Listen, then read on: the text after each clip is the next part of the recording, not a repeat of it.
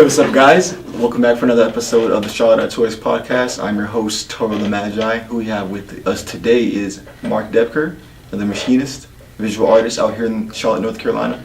We had him on here to go ahead and speak about his life, his art, where he's come from, where he's gotten to, and things learned along the way, the journey. So, what's up, Mark? Good afternoon. Thanks for having me. Glad to be here. Good job, you too, man. Yeah. Thanks for having me on the podcast. Your day is going good too?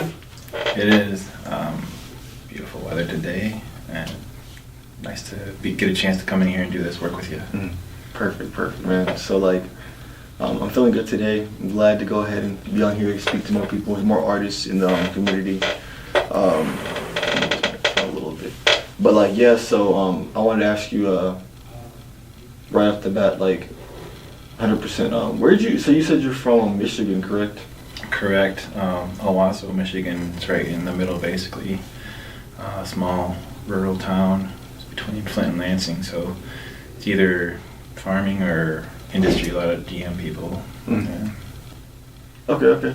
Yeah. So not originally from Charlotte. Came up here around what time? 2005-ish. Okay. So I like to ask people kind of what their background in art is. So you're from Michigan, and were you always an artist, or is that something that you kind of picked up along the way?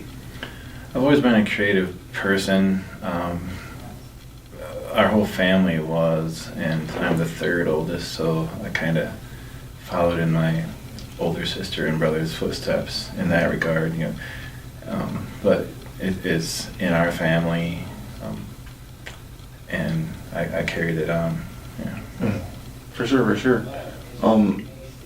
So mostly it was just your family really who you kind of got the creative urge from, really. Was there anyone else, maybe friends that you met along the way?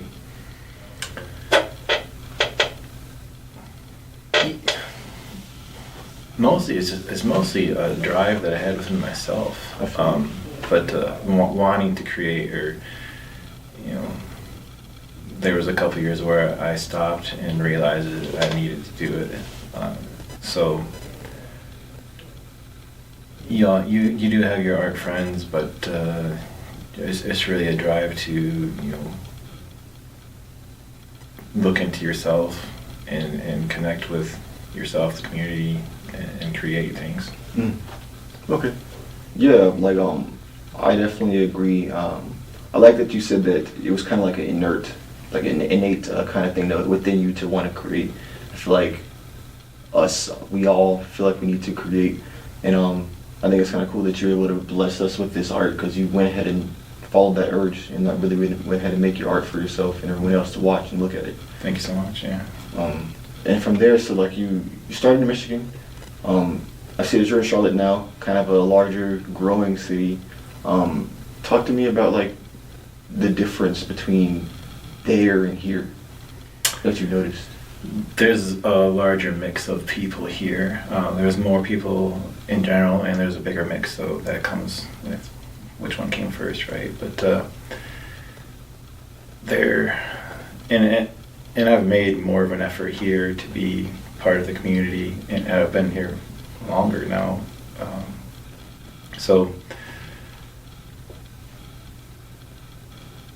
And there's a lot of transplants here too. I'm one myself. So I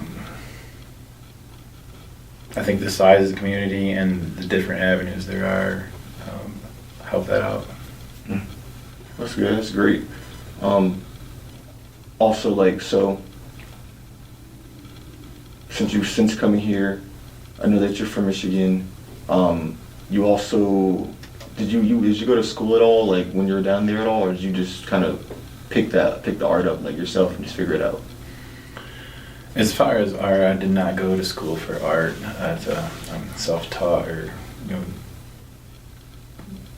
hammered it out with the people I've met along the way. I am when leaving high school, I chose automotive machine work, so it was either art or engines, and I chose engines. I figured I could pick up the art whenever I wanted to, so I went into that, and I completely, for 3-4 years, I'd gotten out of art, and I realized that it's something I needed to continue to be a better person myself, or be happier in life, and not be. So I found my way back into it pretty quick after making that realization. Mm. So you kind of seen that like that does need to be a part of your life. In some way, shape, or form, that like creative capacity needs to be there, and from there, from that point, you did say you were a machinist. Can you talk to me about like how that kind of plays into what your art is now today? Yeah, I like to find the art in everything that I do, but there is creativity in machining things, or it's easy for me to, or I feel like it's easier for me to explain them as small sculptures in themselves. So like the parts that you're making, whatever it might be, you know, this part has to fit that part, and they all work together as a unit per se. But there is what I'm involved in is not so much piecework. There's more creativity, and that's where the art comes in, I guess. There's a whole different range of types of machinists, but I like to be able to improv, and there's some of that I can do with doing that, and I use aspects of that, like with the illumination car, and before all that stuff, you know, I worked with a lot of wood and building things as, you know, growing up, so machine work, that kind of equipment is a lot of it's derived from, or similar to woodworking equipment. It just doesn't work on wood as well. So it all comes together in the end. So like the idea is very similar, but obviously there's going to be different ways that you have to adapt it into whatever medium you're working through, whether it be paint, pencil, wood, or metal. Yeah, and it's fun to somehow put them all together in a little way, have the different aspects of all of those things in one body of work, let's say. I like to be able to draw a string through all those aspects of my life, and I've been fortunate at times to be able to do that. So I kind of like did a little bit of research on you, and you talk about like how, for instance, like figure drawings, like when the cornerstones of art, that they had it like that was kind of what they did like back in Greek times. They sat around, drew people all day. Like, how has that impacted you today? It's something that I do. I continue to practice with. The art that I do are portraits and figures, like the piece behind me here. The people are the hardest thing to draw, and if you can draw them, you can draw anything else. That's one way to look at it. You force yourself to figure that out, and anything else looks easier to do. A building, a tree, you know, a plant per se. But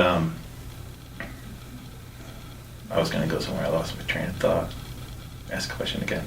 Yeah, I was asking you, how has like drawing, figure drawing, like impacted you today in this moment? You talked about how hard it is to really draw them. If you can draw them, you can draw pretty much everything. Yeah, and a lot of those groups, they're a community in themselves. You know, you get a group of artists get together and you draw from a model, and there's an interaction between the artist and the model, and the model is an artist as well. So.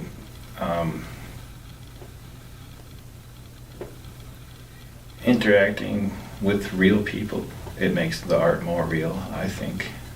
It's more true. I don't work from photos. A lot of people do.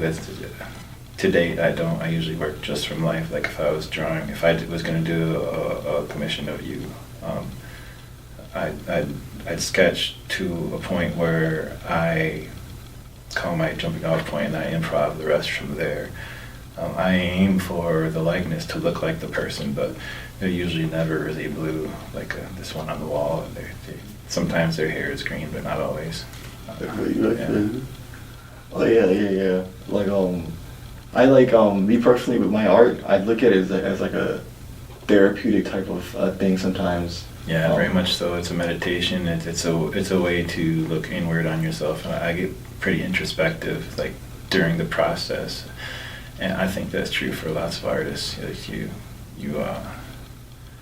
I don't know, I'm more in tune with the world, myself and the world around me when I'm creating something. I feel like, yeah, it's a healthy thing to do. Yeah, art is healthy. Do it. I feel like just from like talking to you more and more, I get like a really like calm like demeanor, like really well thought out with everything that you do. Like even when you answer some questions, you kind of think before you speak, and then like, oh, and I'm like lost in like what you're saying. I feel like that kind of came from just being an artist and just planning strokes or planning different pen marks. Like, you know what I'm saying? I'm glad it looks that way.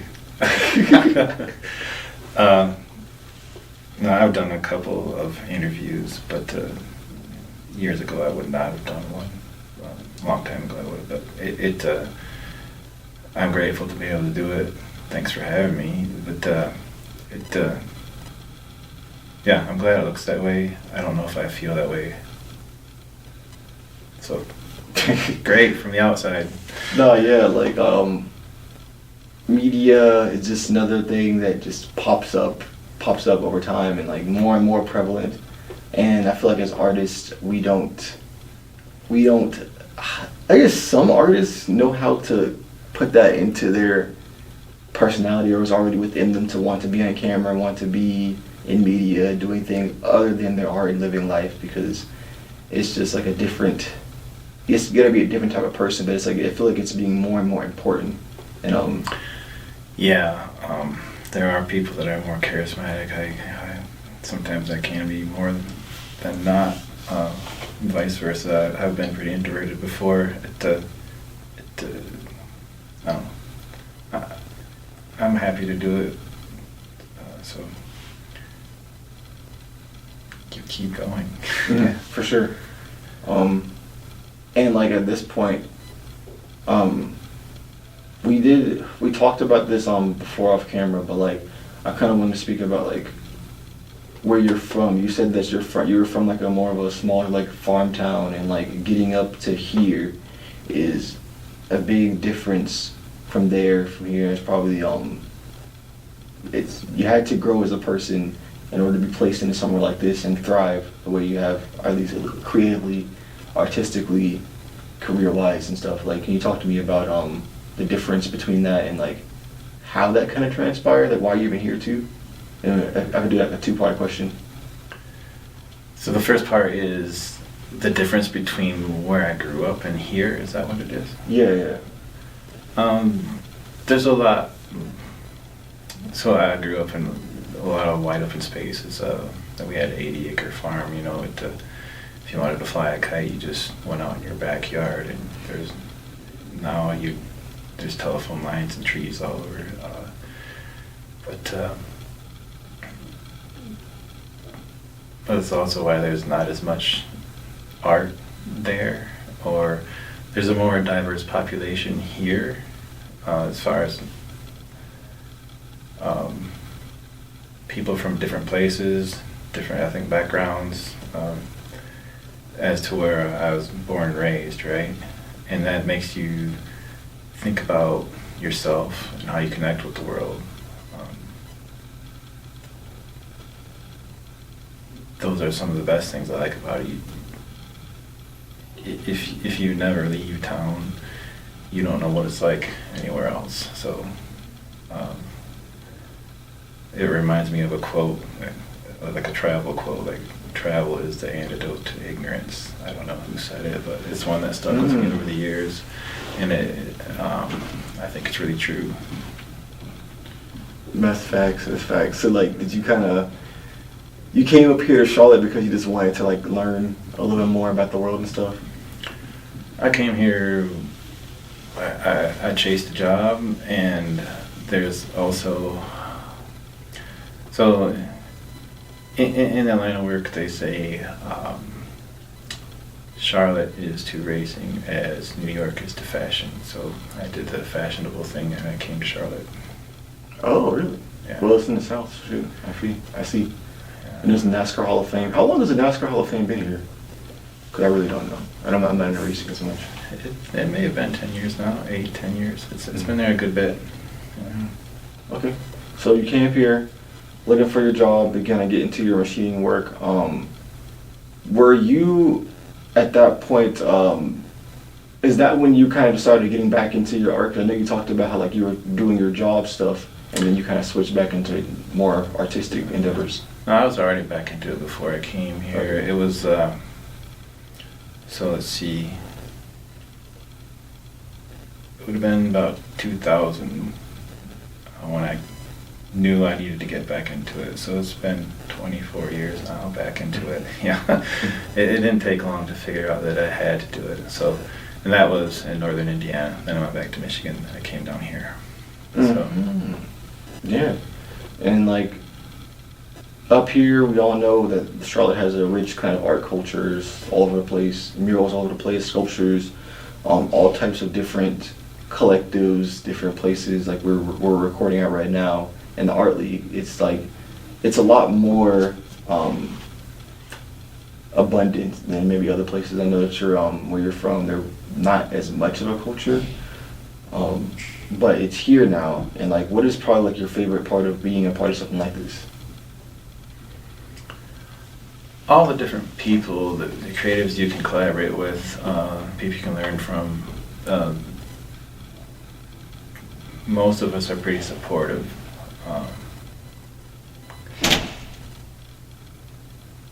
There's opportunity to do a lot of good work, and you know there was a guy that came to the drawing group from San Francisco, a transplant from San Francisco came to Charlotte, and he told me he brought his mother with him.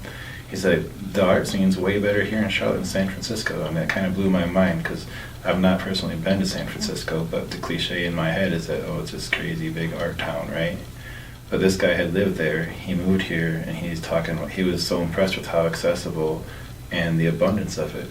Mm-hmm. So I don't think I'll ever forget my reaction to him telling me that. That was something to really think about. It's a better scene here than anywhere else I've lived. I'm proud to be part of it, and all of us are really. So, to folks that will complain a lot about it, you know, an easy way to say, you know, don't hate, create. You know, what are you gonna do about it? So, I feel like I do a good job on my end of it, and I aim to do more, and I help people on the way too. I've been helped quite a bit, so mm-hmm. I know what it's like. So pay things forward and keep on creating. Mm-hmm. So it's like mostly just like the collaborative nature of this place has been like it's really like a driving factor for why you're still here, why you're still creating and finding more spaces and stuff to put your stuff at. It is. Right now there's more collaboration than I can handle. I guess it's a good problem. Yeah. And like it's funny because we kind of were talking about like how you had because you were talking about figure drawing and you started this page, and like talk about how that page kind of started too, because I think that'll be fun to like dip into the story. Oh yeah, so when I knew I wanted to create work that had people, you know, faces and figures, I wanted to learn how to draw people, and the way you do that is you draw from life, and it's an age old test of your skills and abilities to go to figure drawing. And you know, when I came to town, there was two groups, Tuesday night and Thursday night, and they were both kind of teetering on existence. And you know, man, I don't know if I'll be able to do this anymore. It costs too much. Not enough people show up. And I would go to both of them, and I decided to make a page online to make them both, you know, pick up the attendance. And you know, it was a meetup page, and it became a Facebook page and an Instagram page. The latter two still exist, Figure Drawing Charlotte, on both platforms.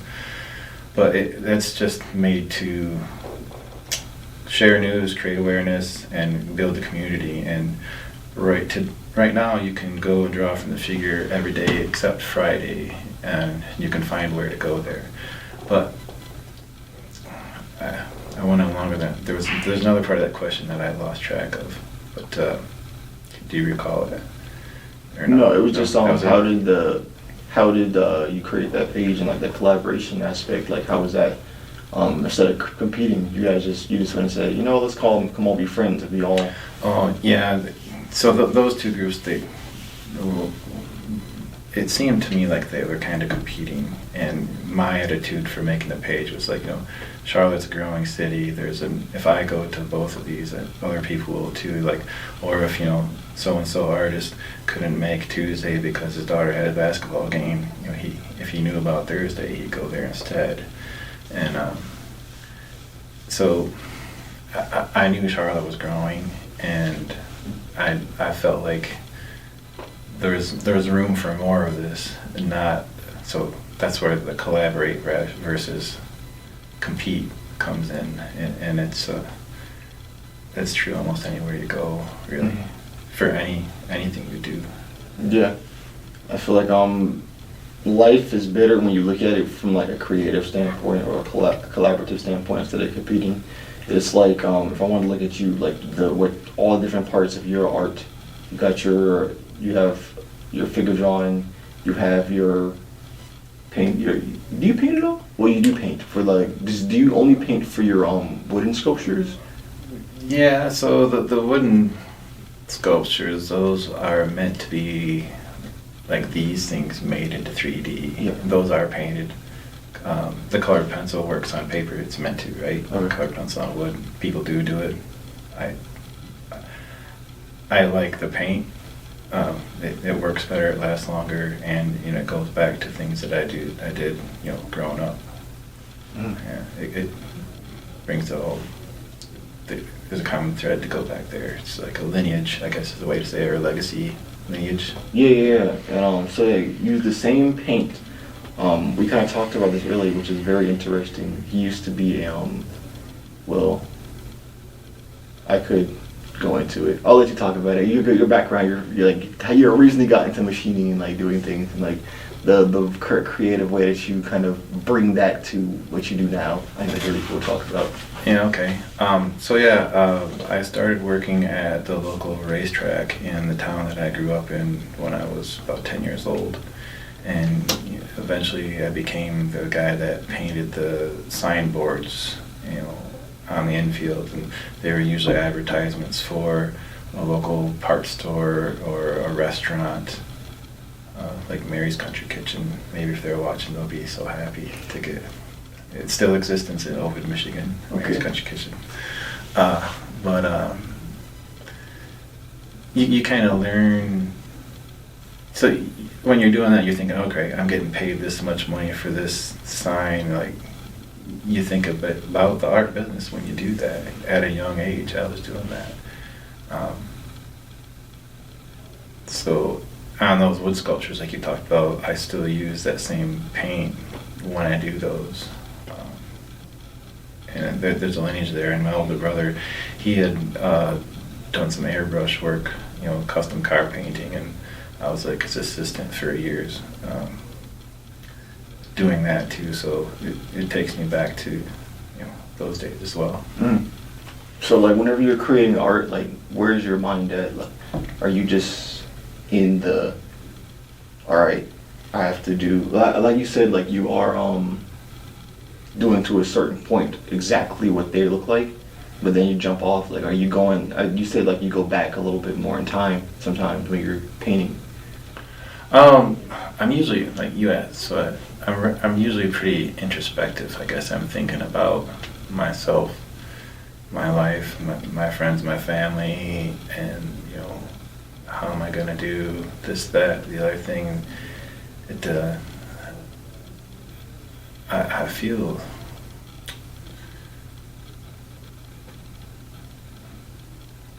I feel smarter when I'm creating art. It sounds so silly. No, like, it's a form of intelligence. Like, yeah. I mean, it takes. Like, there's pathways that are somehow opened more in your head. That, like, when you're creating, you're more open to possibilities or connections, and you have a more open mind. Sometimes I'm big on quotes, and I remember this one. So it's Frank Zappa. He says that your mind is like a parachute. It doesn't work if it's not open. It's like I bet like I have a question. So like we talked a little bit about improv. Like how big of improv is like in your what you do, or is it just more like this is how it's supposed to be? For me, there's a lot of, like for, again, like I like for, I like the face or the person to be recognizable, not so abstract in its shape, but the improv is more like in the way I use the colors. And like I said, there's green hair there, but they rarely have the green hair. And that comes from, that's how my style kind of got developed, which I'm lucky to have. People do pick it out, so I'm grateful for that. So, and I think in any art form there's an improv. Otherwise, I'd be trying to draw a photo, and it's not something that I strive for. Not chosen to, yeah. So it's just like you get that urge, like that you scratch that itch by like just making cool shapes and just like the different colors you want to color things that like they don't have to be natural colors. Like you kind of realize like you don't need to do exactly. It's usually a deliberate choice to not use realistic colors. Once in a while, I'll jump back into reality just to see what it's like with real colors, and I stick around for a little bit and go back into my own thing. Yeah. So like who do you have any like artistic influences? Maybe other artists or maybe other art pieces? I would say, yeah. Like locally, she's passed now, but Carlina Person, she was a good influence. And it's not, it's like my art and hers is a lot different, but it's more like her attitude for being an artist or being a creator, you know. So Carlina and Cindy Duarte, there's a lot of great artists here in town that help out or inspire you. Osiris Rain, you know, Arthur Brothers. My work is totally different than his. Philip Perlstein is, you know, not a local guy. He's he was on the wall at the Notre Dame Museum, like we talked about. Figurative work. Dali, Picasso, some of his stuff, or a lot. His stuff is all over the place, right? So there's a lot of them, more than I can say. Do you ever think about what your art does for people, or who you are, what it does for people? Yeah. I don't always know what it does, because I don't always know who buys it. Most of the time, a lot of times I do.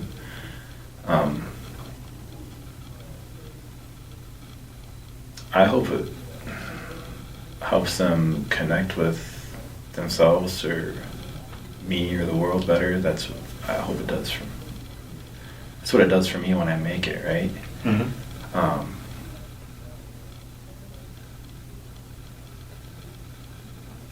It's like a release. Like I feel like when I look at art a lot of times, it just certain colors, certain vibes, it just gives me memories that are not in the picture, but it just reminds me of certain things. That's why I like art. Yeah, that's a great observation. I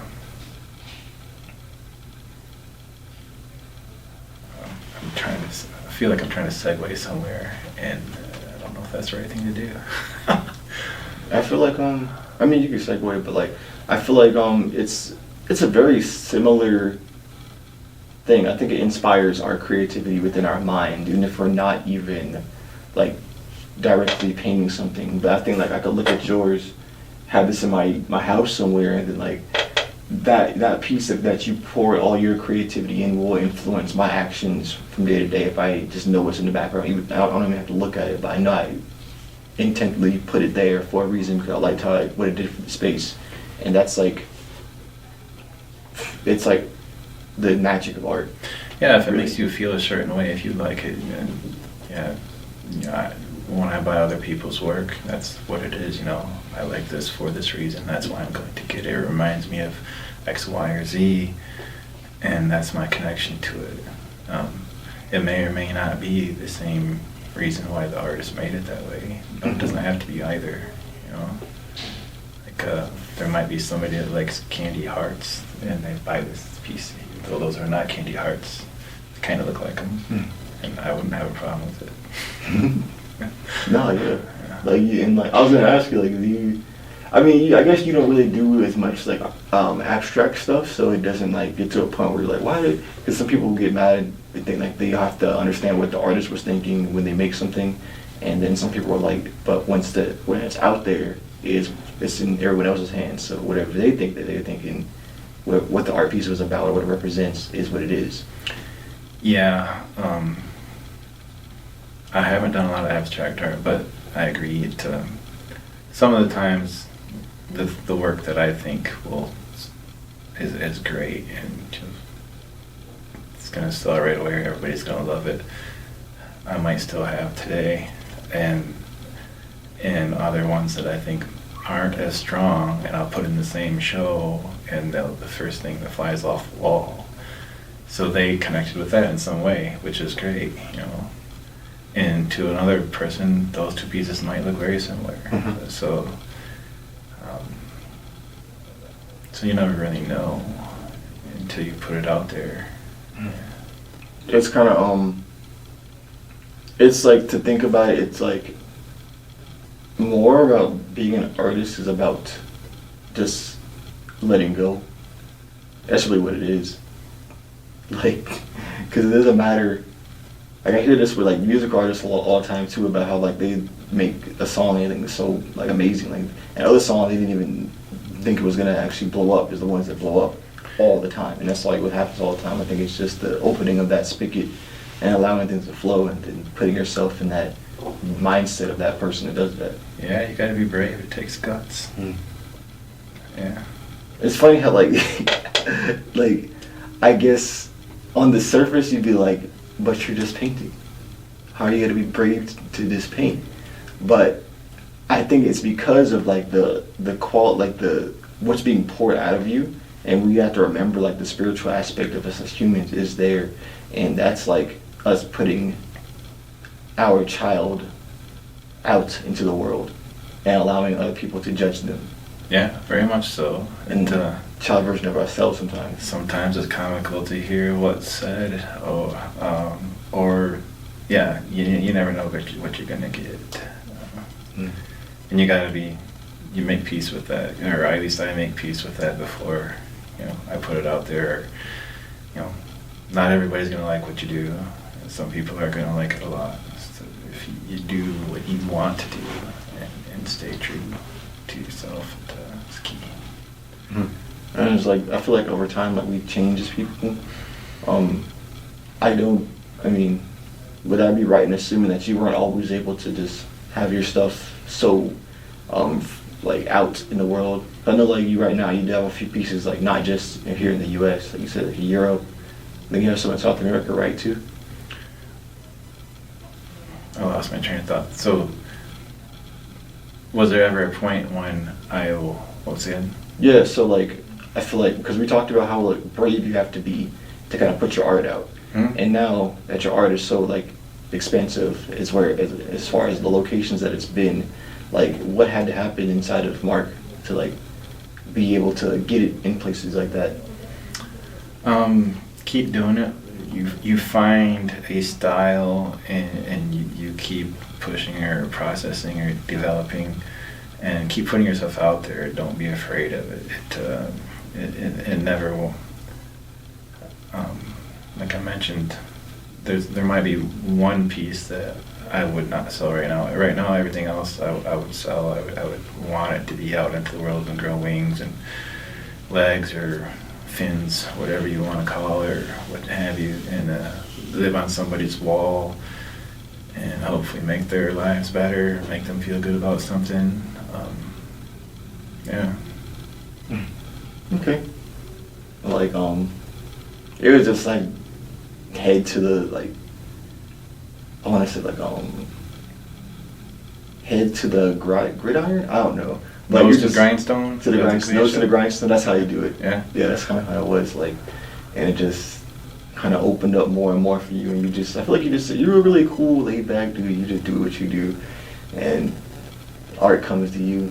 And what like you favor that just go like if there was an element that you would like, I feel like it'd be like water the most because you just go with the flow of life. I'm envisioning Bruce Lee right now. Be like water, my friend. No, yeah, really like I know we don't have like you're still growing and everything. If there's anything that you know that you can improve on,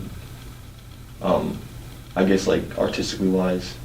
You're asking me if there's still things. Yeah. That's I mean, I hope so. Yeah. I mean, I'm not that old a guy. But you always want to improve on everything you do. I know we can all improve. I can always draw better. It's like I have a lot of bad drawings for every good one I have. So getting more consistent is one, and developing, morphing your style into another one, or trying different things or different mediums or different venues, all kinds of, it's an endless search, I would say. If you somehow think you're done developing, you're probably not an artist. Mm. Yeah. Mm. That might sound harsh, but that's pretty much the way it is.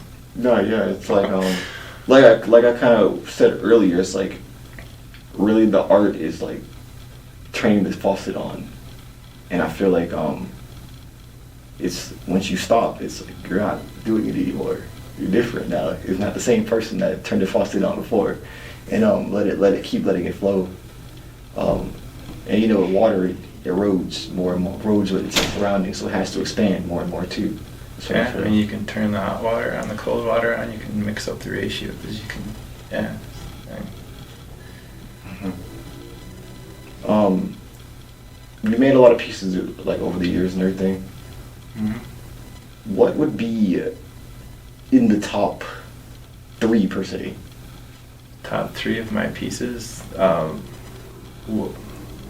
I guess there could be lots of ways to look at this. Like my favorites, or what I thought was most meaningful. I'm really looking for like what you think connect. Your best, like for you, like I guess the best. Because like we said, like it's not always about like, oh yeah, I did the brush stroke so nice on this one. It's like what made you feel the best?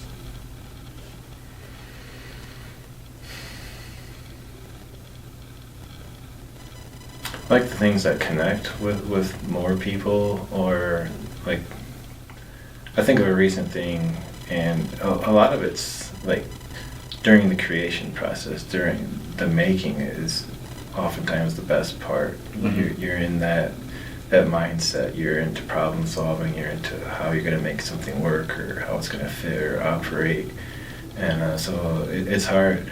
I don't know if I can say enough good things about the eye illumination project that Rebecca and I have put together, because that's one of those things that has pulled from every aspect of my whole life.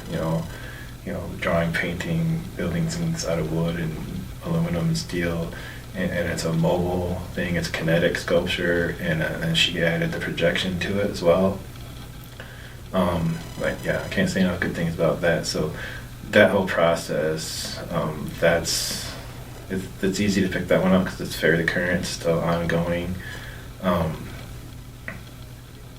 Years ago, I accidentally wound up in a play. I had a theater phase.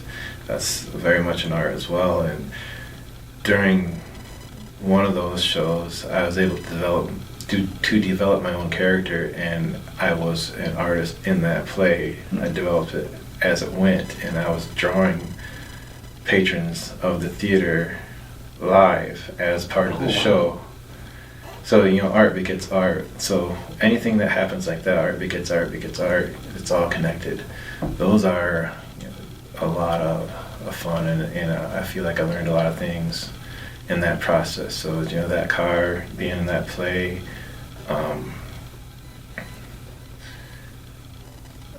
it opened my world or mind to a lot of other things. So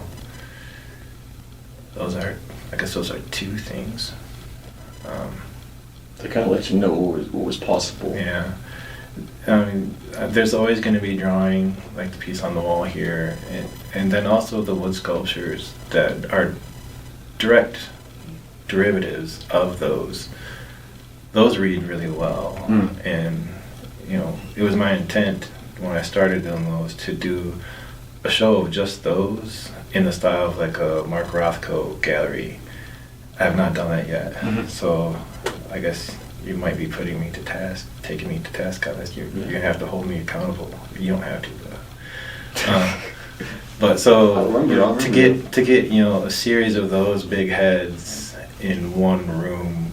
I don't know if you're familiar with Rothko, but the idea was his large abstract color fields were set up in like a cathedral type way, and you would have this spiritual interaction with them. You'd be kind of overpowered just by being in front of these things. Like I said, I don't know, are you familiar with Mark Rothko? No. Yeah. So that sounds crazy. Would it just be like all like the entire of everything, all the square footage would be just the paintings? So see if you imagine this small podcast room, and the whole room, say, is painted white, and the pieces are larger than your physical body. All of them are large, so maybe 8 or 10 feet tall and 6 feet wide, and they're just abstract color blotches, but they have like a presence, and they're painted loosely, so it almost looks like they're floating off the wall. And say if you imagine one on every wall in this room, and that's the only thing besides you and those things, there's a feeling you get from it. And I'd like to see what would happen with my faces if that was the case. Yeah. That'd be pretty cool, especially if you make them so big. I've seen like the ones in the Vapa Center, the wooden ones. I love them so much because there's so three. Yeah. And I made them just small enough to fit into a ranch house, so everybody can buy one. Knowing your audience, knowing you actually get one in, like that's awesome. Like, but not like so. Basically, you got what you did with Rebecca, that play that you did, and like pretty much all of your wooden sculptures. Those are awesome. Thanks. Interesting. No, yeah, like oh yeah, that's what I want to do. So I had a question. Do you want to like? We kind of talked about like kind of what art does for you and like what you hope it does. Do you have any artists that are looking at this right now, who want to get their idea out or want to expand upon their art? Do you have anything that you would like to say to them to help them out? Go for it. Find people, whatever field it is. Find people who have done it for a while, right? Who know what they're doing, and try and learn from them. Don't be scared. Use your guts. Go with your gut. Be brave. Put it out there, and collaborate. You learn a lot collaborating. Yeah. That's it. We're about to go ahead and end it off then.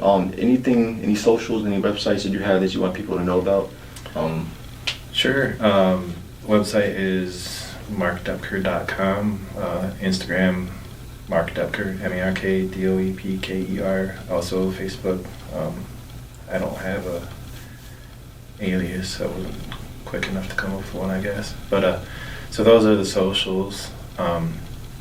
There's currently a figure drawing show at the McCall right now. I don't know when this will air, but that runs till February 20th. It's people from the entire community here that have done figure drawings. Felicia Van Bork put that together at the McCall, and then I'm currently working with the Moving Poets on their upcoming production of The Snake's Riddle, which is their own prequel to The Little Prince. That's going to be the end of March 20th through 25th at the Vapa Center.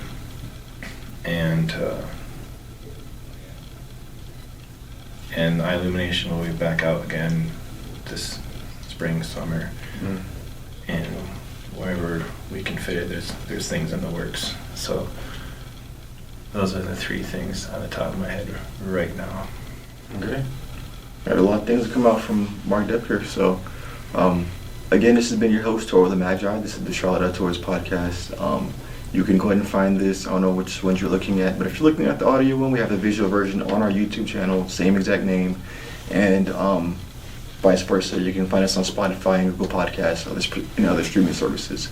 We're going to go ahead and end off this episode. Thank you guys for watching us, and we'll catch you at the next one. Thank you. Thanks so much.